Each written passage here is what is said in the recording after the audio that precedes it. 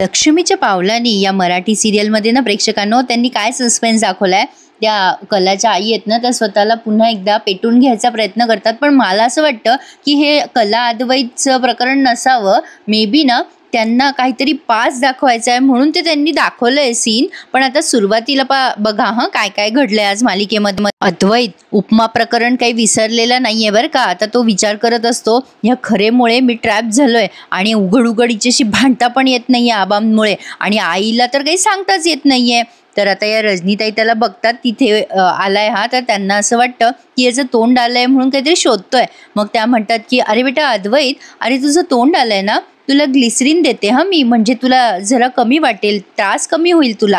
त्यावर अद्वैत म्हणतो की अगं काकी ही खरे आहे ना, ती देईल की मला काहीतरी गोड करून, काहीतरी गोड खायला देईलच की ही। मग आता ह्या काकू म्हणतात अगं बाई असं आहे काय, म्हणजे ग्लिसरीन पेक्षा बायकोच्या हातचं गोड खाल्ल्यावर तुला बरं वाटणार आहे का? नाही, म्हणजे ग्लिसरीन पेक्षा बायकोच्या हातचं गोड हा जरा जास्तीत जालिम उपाय दिसतोय अद्वैत तुझ्यासाठी।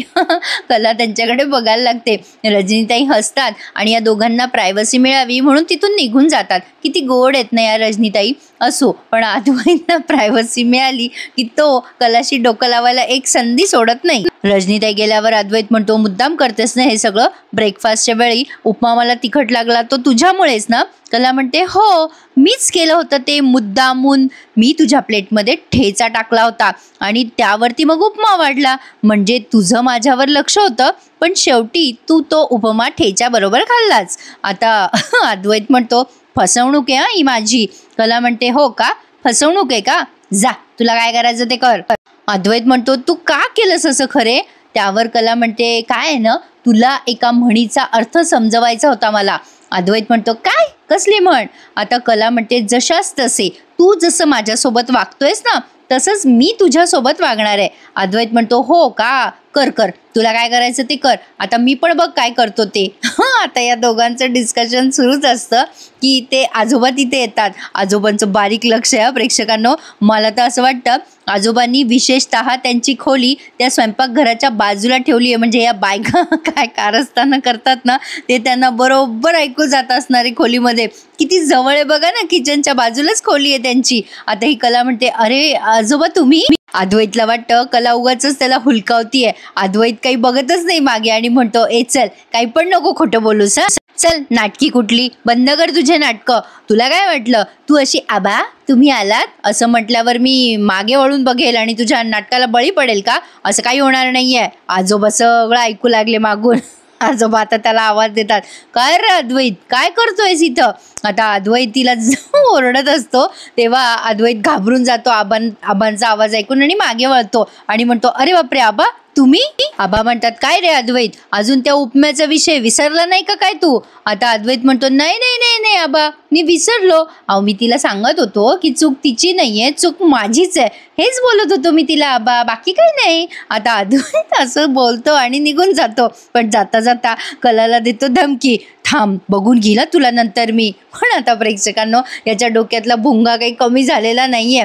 आता तो तिथून चुपचाप निघून जातो कलाला बारीक धमकी देऊन, आणि आता आजोबा आणि कला तो गेल्यावर हसायला लागतात। काय ना प्रेक्षकांनो, अद्वैत मूळचा वाईट नाहीये, पण परिस्थितीमुळे आणि त्याच्या आजूबाजूला असणाऱ्या काही व्यक्तींमुळे तो असं झालाय, तर त्याला नीट करणं हे कला आणि आजोबांचं काम आहे। आणि तो आता हळूहळू कसा वटणीवर येतो ना ते फक्त बघत राहूयात आपण। आता त्यांनी हे ॲक्सिडेंटच्या भूतकाळाचा नवीनच तमाशा काढलेला आहे, तर आता पुढे बघा तुम्ही। मला या रोहिणीचं कधी कधी ना ओव्हरच वाटतं दाखवणं, की रोहिणी त्या नयनाला म्हणत असते अगं नैना ना, मला तर वाटते तू डॅडचं मन जिंकलं की कलाचं या घरातलं महत्त्व आपोआप कमी होईल, पण त्यासाठी तुझ्यासोबत सरोज वहिनी असेल ना तर तुझी ताकद डबल वाढेल।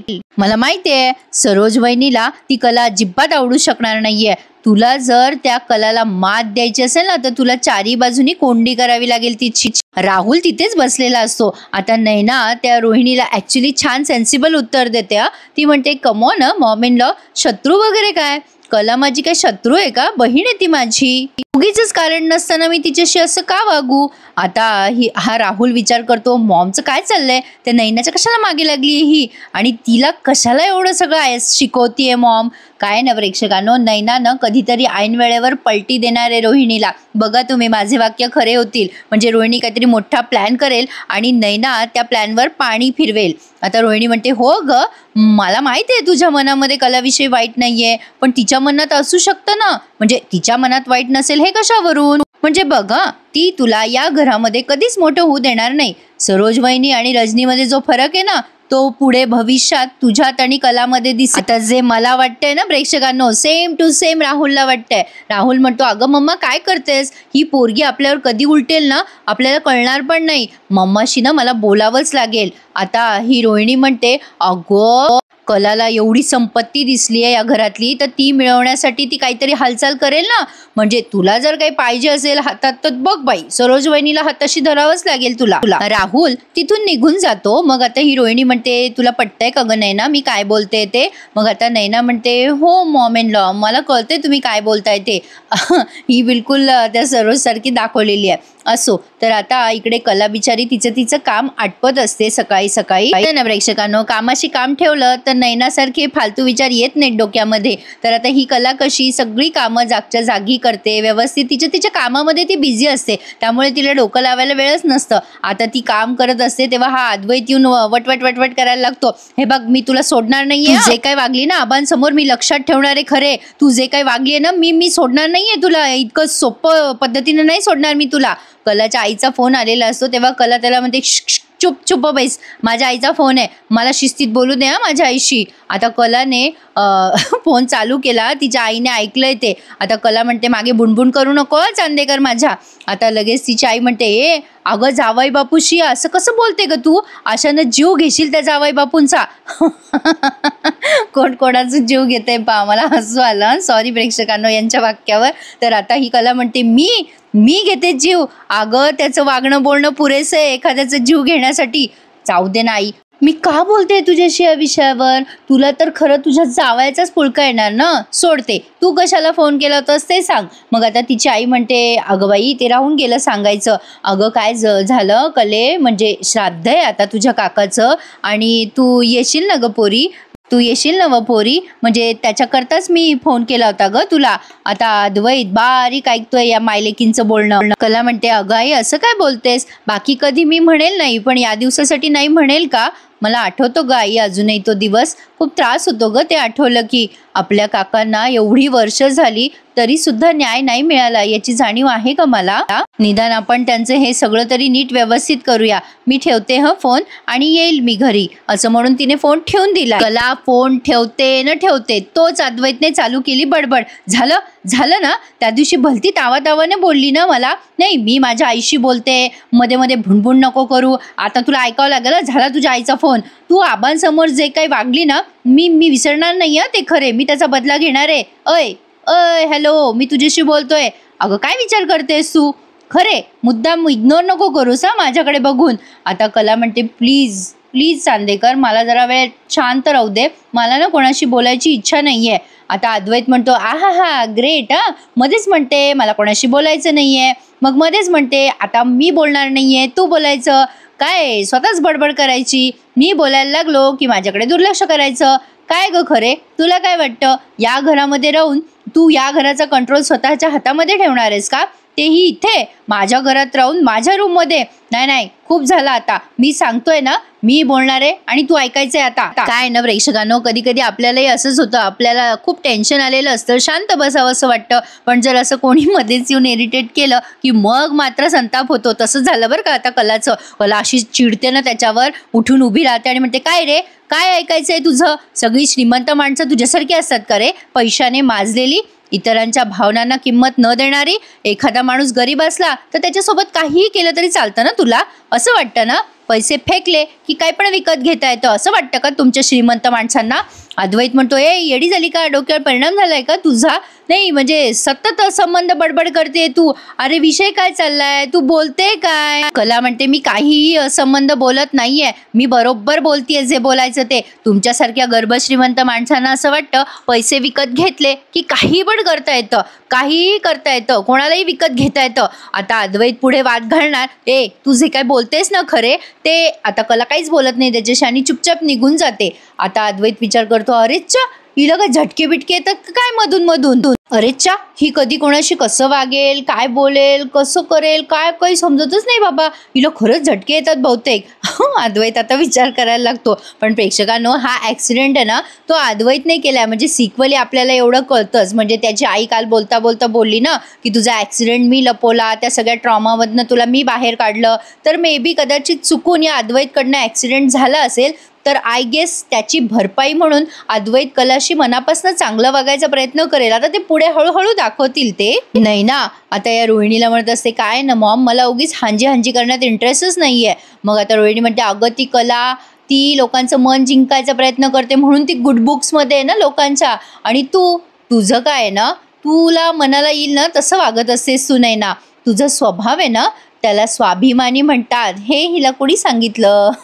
आणि ती पुन्हा म्हणते कशी रोहिणी, अगं तुझी बहीण जशी वागते ना त्याला बांडगुळ म्हणतात. नाही काय ग नाही ना, लोकांना स्वाभिमान जपणारी माणसं नको असतात ग. मी नोट केलंय तुझं. तुला एखादी गोष्ट नाही पटली ना तर तू लगेच तोंडावरच बोलून टाकतेस. नाही म्हणजे तुझी बहीण तशी नाहीये ना. अगं ती जरा अवघड आहे खूप चॅप्टर आहे ती, सांभाळून राहा बाई तू. आता प्रेक्षकांनो, ही ना मुद्दाम नीला घुमवतीये हे आपल्याला कळतंय. हिने जाणून बुजून कलाला, म्हणजे कला स्वाभिमानी आहे म्हणून हिला म्हणलंय की तू स्वाभिमानी आहे आणि तुझी बहीण बांडगुळ आहे. पण ॲक्च्युली उलट आहे हे तर तुम्हाला कळलंच असेल. पण आता ही पुढे बोलणार तेवढ्यात कला तिथे येते.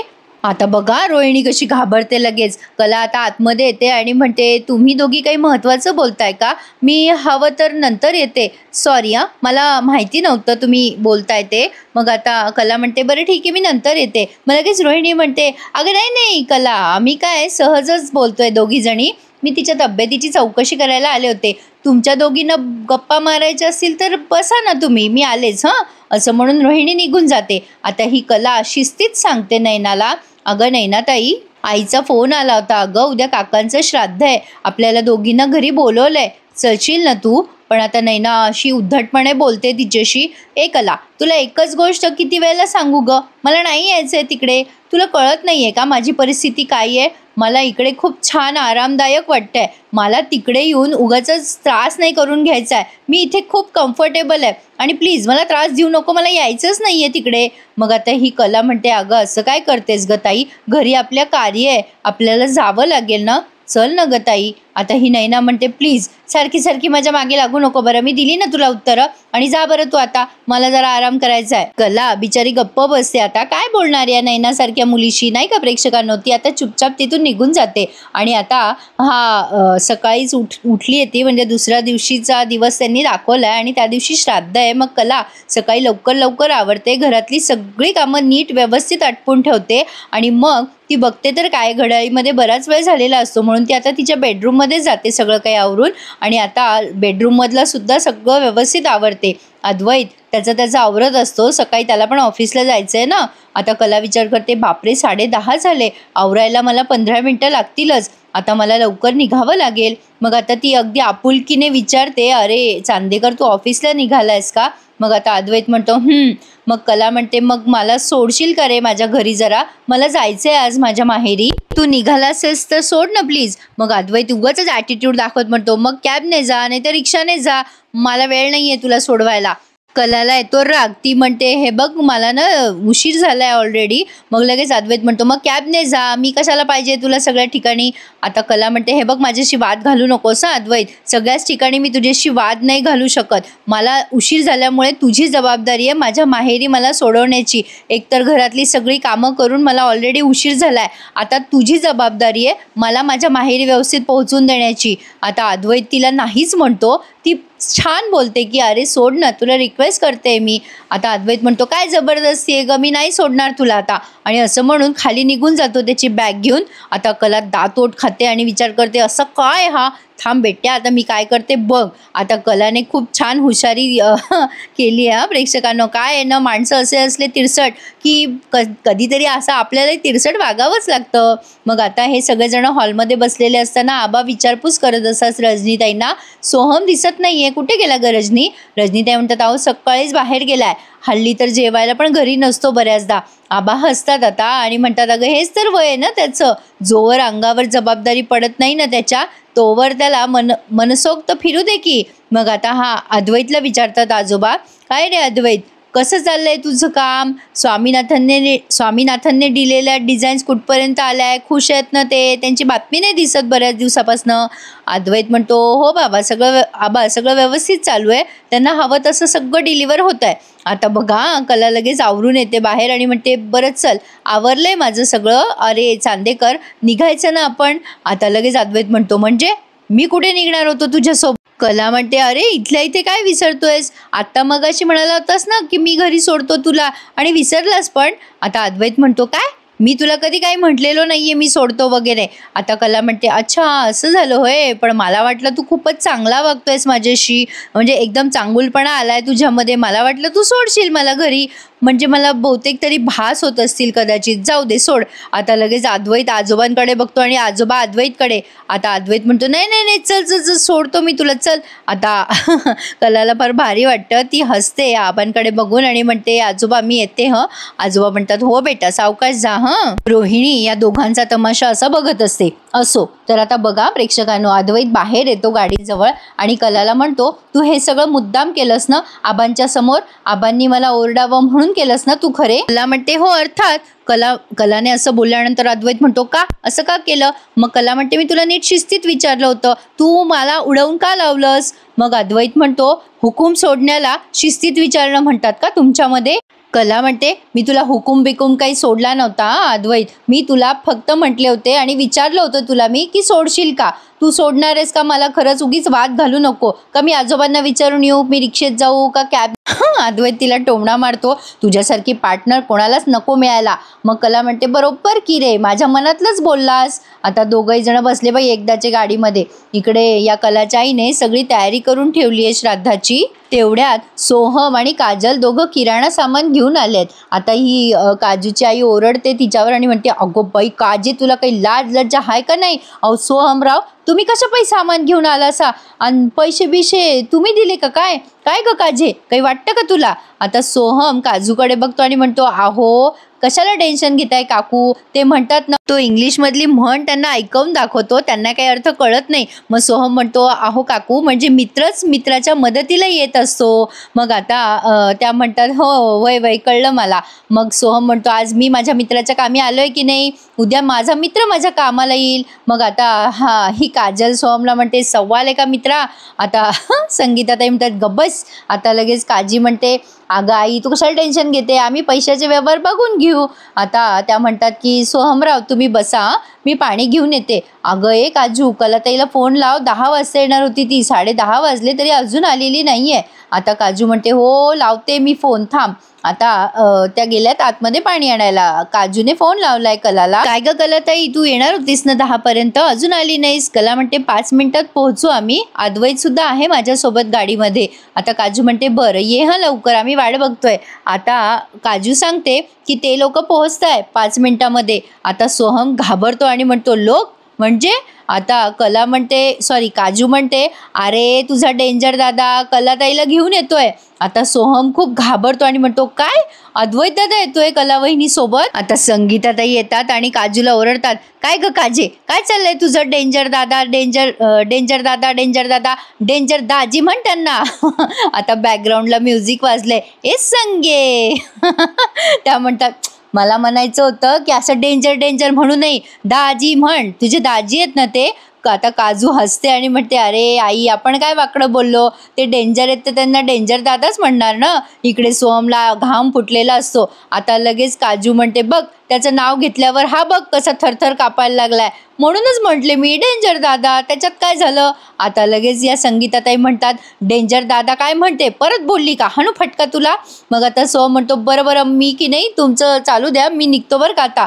आता या संगीताताई म्हणतात, तुम्ही कुठे चालला, चहा घेऊन जा ना. आता सोहम म्हणतो, नको नको, अद्वैत दादाने मला जर पाहिलं ना इकडे तर तो ओरडेल, मी ते होतो ते सांगू नका प्लीज प्लीज. संगीताताई म्हणतात नका काळजी करू, अहो तुमच्या अद्वैत दादा बदलले, खूप चांगले झालेत ते आता. आता सोहम म्हणतो अहो ते माझ्यासाठी नाही चांगला झालाय, तो कलावहिनीसाठी चांगला झालाय, मला आता निघू द्या, चला चला बाय बाय. आणि आता तो लगेच निघून जातो. आणि आता या संगीताताई काजूला फटका देतात आणि म्हणतात चल बोल दाजी बोल. आणि काजू म्हणत असते अगं डेंजर दाजी, तेच म्हणते ना मी. तर आता त्यांनी असं दाखवलंय की सोहमची बाईक क्रॉस होते आणि तिकडनं अद्वैत आणि कला येत असतात. तर आता ही कला गाडीच्या खाली उतरते. आता सोहम तर चालला जातो, अद्वैतचं काही लक्ष नसतं त्याच्याकडे. या संगीताताई पाणी भरत असतात आणि आता त्या बघतात की अद्वैतरावांची गाडी आली आहे, म्हणून आता त्या गेटपाशी गेल्यात. पण आता त्यांनी अद्वैत आणि कलाचं बोलणं सगळं ऐकलंय बरं का. आता कला खाली उतरते आणि गाडीच्या काचेला टकटक करते. आता अद्वैत म्हणतो काय आहे? कला म्हणते नाही तू इथे आलाच आहेस तर आत येणार आहेस का? आता अद्वैत म्हणतो मी कशाला आत येऊ, माझा काय संबंध आहे, तुझ्या काकांचं श्राद्ध आहे ना, मग तू जा की. आणि प्रत्येक गोष्टीमध्ये मला कन्सिडर करत जाऊ नका, मला फार कामं असतात. कला म्हणते हो का, नाही म्हणजे तुला विचारतीये मी फक्त, परत उलटा बोंबलू नकोस, मला विचारलं नाहीस म्हणून. कधी कधी तुला चांगलं वागायची खुमखुमी येते ना. अद्वैत म्हणतो झालं झालं सगळं संपलं, ते आता सुटलोय मी आता एकदाच त्यातनं. तरी सुद्धा मला कंटाळाच येत होता, ओढून ताणून सगळं वागावं लागायचं मला, नशीब माझी सुटका झाली. आता कला म्हणते देव जेव्हा दया माया वाटत होता तेव्हा काय करत होतास रे तू? नाही मला माहिती आहे, वाद घालत असशील कुठेतरी नेहमीप्रमाणे. अद्वैत म्हणतो झालं का आता तुझं, जाऊ का मी? आता कला म्हणते जा जा. मग आता हा निघून जातो लगेच गाडी रिव्हर्स घेऊन. आता या कलाच्या आई आधीच आतमध्ये जातात आणि मग कला मागोमाग येते. आता कला आल्या आल्या तिथे नमस्कार करते तिच्या काकाच्या फोटोला आणि आता तिथे चॉकलेट्स ठेवलेले असतात. ती म्हणते अय्या आई चॉकलेट्स, अगं हे कोणी आणले आणि कधी आणले? मग आता तिची आई म्हणते अगं नेहमीप्रमाणे वाण सामान आणायला गेलो होतो, वाण्याकडे कुठे सुट्टे पैसे होते, त्यानं दिली चॉकलेट ही. आता त्या म्हणतात की काय ग कला, तुझ्या मनात तेच आलं का ग जे माझ्या मनात आलं? काजू म्हणते हो ना, काका आपल्याला किती चॉकलेट आणायचे ना. मग कला म्हणते हो काका नेहमीच खाऊ आणायचे आपल्यासाठी, कधी एकदा आपण त्यांच्या घरी जातोय किंवा ते आपल्या घरी येत आहेत असं आपल्याला व्हायचं. त्यांना माझ्या कलेचं किती कौतुक होतं ना ग आई. मग आता त्या संगीताताई म्हणतात हो ना, माझ्या कलेवर त्यांचा खूप जीव होता, पोटच्या पोराप्रमाणे वागवायचे ते कलेला, तिचा कधी एक शब्द पण त्यांनी खाली पडू दिला नाही. कला म्हणते खरं सांगू का तुला आई, मला अजून पण तो दिवस आठवतो ग आई, मला तो अपघाताचा दिवस अजूनही आठवतो ग. त्या दिवशी काका गेले ना, त्याच दिवशी मी ठरवलं होतं की त्या फॅमिलीचा शोध घ्यायचा. त्यांच्याच गाडीखाली आपल्या काकाचा ॲक्सिडेंट झाला होता ना ग. एवढी वर्ष झाली तरी पण कधी कधी मी रात्री दचकून उठते आणि काकांचा चेहराच डोळ्यासमोर येतो ग माझ्या. म्हणजे तो किती काळा दिवस होता ना ग आई आपल्या सगळ्यांसाठी. काकांचा तो अपघात घडला आणि त्या श्रीमंत कुटुंबानी पैसे चारून केस दाबून टाकली. त्या दिवसापासनं मला श्रीमंत माणसांचा तिटकाराच आलाय. म्हणजे त्यांना हृदय मन या गोष्टी नसतातच का ग? नाही म्हणजे फक्त पैसा, स्वतःची इज्जत, स्वतःचं नाव हेच महत्त्वाचं असतं त्यांच्यासाठी. आपल्यासारख्या माणसांचा अनमोल जीवाची किंमत त्यांनी लावलीच बघ पैशामुळे. आणि स्वतःचं नाव जरासुद्धा बाहेर येऊ दिलं नाही. म्हणजे पैशाचं वजन काय असतं हे चुकीच्या पद्धतीने त्यांनी दाखवून दिलंय. ही श्रीमंत लोक अशीच असतात, पैसा असला की सगळी गोष्टी अगदी मॅनेज करता येतात, ते खरं आहे. मी पण आता त्याच दिवशी ठरवलं होतं कुठे ना कुठे कधी ना कधी त्यांची आणि माझी भेट होईलच, तेव्हा मी त्या फॅमिलीला सोडणार नाहीये. आता फक्त भेटू देत ते लोक कोण आहेत बघतेच मी आता. म्हणजे हे किती वर्षांनी कलाच्या लक्षात आलंय, पण आता हा भाग त्यांनी इथेच पूर्ण केलाय. कला म्हणते तिच्या आईला सांगते की चांदेकर बदलला वगैरे नाही आई, अगं त्याने नाटक केलं होतं माझ्यासोबत चांगलं वागायचं. आता तिच्या आईला धक्का बसलाय आणि मग आता कला म्हणते आई माझ्यात आणि अद्वैत चांदेकरमध्ये काहीही होऊ शकत नाही. आता अद्वैत कलाशी डोकं लावत असतो घरी गेल्यावर, तू मला तोंडावर पाडायचं ठरवलंयच का? आता कला म्हणते तुझ्यावरचा राग मी कशाला सगळ्यांवर काढू, तसंही माझा मूड नाही आहे आज, माझ्याशी बोलू नकोस, मला इंटरेस्टच नाही आहे तुझ्याशी बोलण्यात. आता कला गपचूप झोपी जाते, पण आता तिला स्वप्न पडतं का सत्य आहे हे का भूतकाळ आहे ते माहीत नाही. पण आता या संगीताताईंनी अंगावर रॉकेल ओतून घेतलंय आणि आता त्या स्वतःचा जीव संपवायचा प्रयत्न करते. आता ही देवाजवळ बसते आणि प्रार्थना करते, नक्की काय झालं असेल देवा, सगळं काही ठीक आहे ना? ती झोपेतनं जागी झाली आणि विचार करते माझ्या मनाला राहून राहून कसं तरी होतंय, विचित्र तर घडत नाहीये ना. प्रेक्षकांनो हा होता आजचा भाग. काय वाटतं तुम्हाला कमेंट करा, लाईक शेअर आणि सबस्क्राईब करायला विसरू नका. धन्यवाद.